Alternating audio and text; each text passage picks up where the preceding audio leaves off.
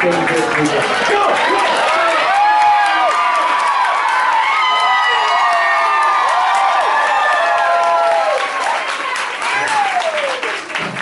I wish y'all lived in my bedroom. That would be awesome.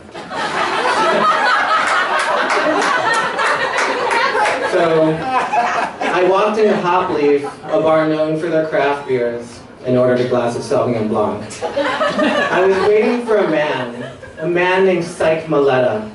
I'd met Psych on the gay dating site Adam for Adam. Now, my early 20s had kind of played out like intervention, but having gotten myself together, I felt ready for a serious relationship. Now, until this point, my friends and I usually just hooked up with men. You went online, found someone you like, and then told them to come over and fuck you. It's kind of like a pub, except you got dick. That's why when Psych messaged me asking me to meet at a bar to talk instead of his bedroom for takeout, I really felt like we were searching for the same thing, like we were both searching for something serious. When Psych walked in, my heart skipped a beat. He actually looked better than his pics. He was tall, pale, and curly-haired. His dollish eyes like judged my glass of wine. He opened his mouth. He's like, "You're cute." I know. We made conversation, but I was constantly distracted by his large sausage fingers. I do remember the bullet points, though. I was a server going to paralegal school. He was a computer software engineer. He even had his own business cards. What a success, I thought to myself. He drove a silver Volkswagen Golf. I drove a silver Volkswagen Bug handed down to me from my sister. Another sign? He lived in a high-rise overlooking Lake Michigan. I love to have sex overlooking Lake Michigan. It was like Cupid was in the room. After a few more rounds, he asked me, "Arch, do you want to go to my car and make out?" Yes, totally. So there, on a late summer evening in 2000 and something, I made out with Psych Maletta parked right on Clark Street. We listened to Passion Pit. As he rolled on top of me, I could see a couple give us a thumbs up. Then all of a sudden, Psych Maletta passed out on top of me and began snoring. He later explained that he had narcolepsy, but at the time I had no idea what was going on.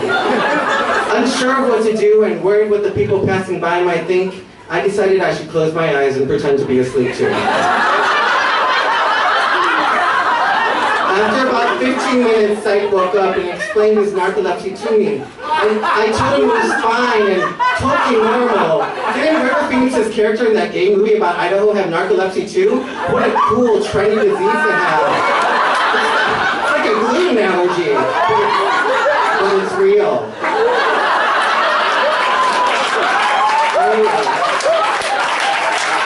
He texted me later, "Arch, what an amazing first date we had."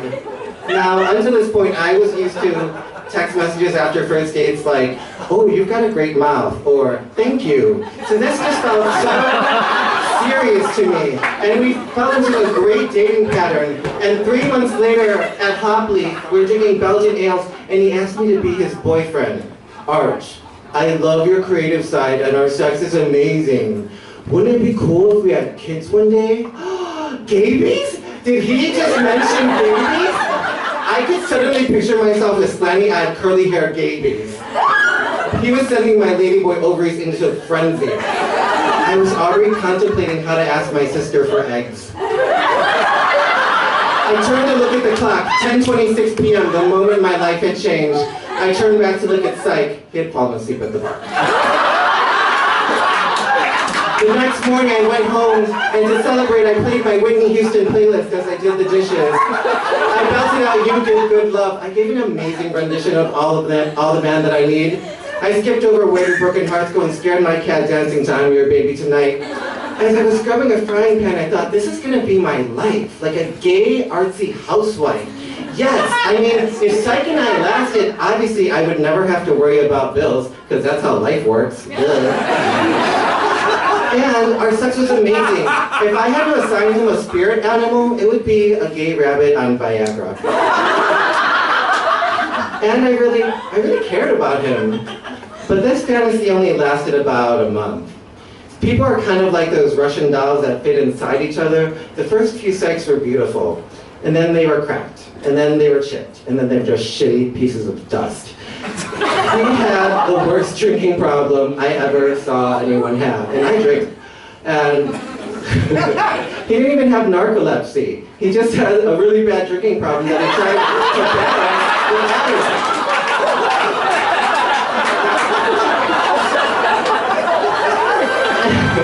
And as much as I tried to walk away from psych, and there were so many times I should have walked away, I couldn't. And there was one good reason.